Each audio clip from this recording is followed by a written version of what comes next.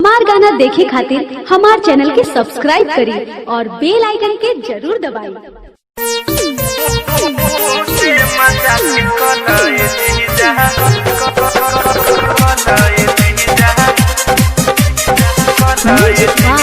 Vikesh Bhojpuriya music by Ambe recording studio.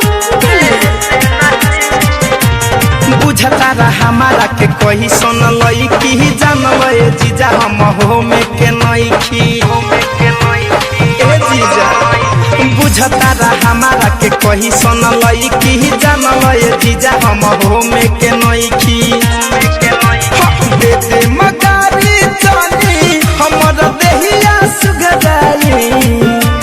दे दे मगारी जानी हमर देहिया सुगराई।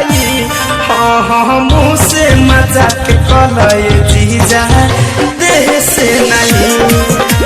मुँह से मजाक कलय जीजा देह से नहीं।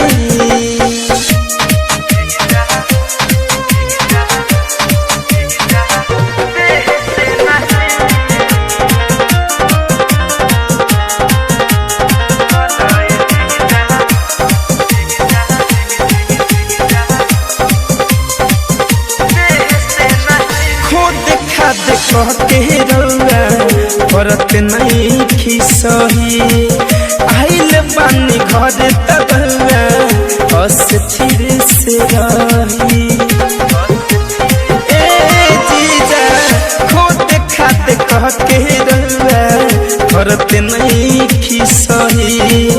आइल बानी घर तबुआ अस्थिर से रही।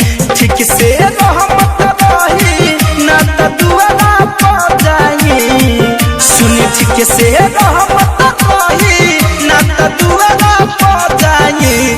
हाँ मुँह से मजाक कलय जीजा देह से नहीं। हाँ मुँह से मजाक कलय जीजा देह से नहीं।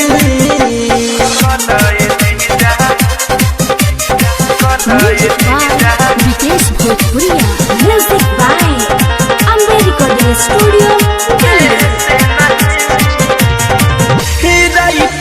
साधु धनंजय लब न लगाई। फिर के हाथ जानी मन पनियाई। फैशन फिरोज मीठू लब न लगाई। फिर के हाथ जानी मन पनियाई। फरके रही रउआ हमारा नियरा नाई। फरके रही रउआ हमारा नियरा नाई। हाँ मुँह से मजाक कलिए जीजा देह से नहीं। हाँ मुँह से मजाक कलिए जीजा देह से नहीं।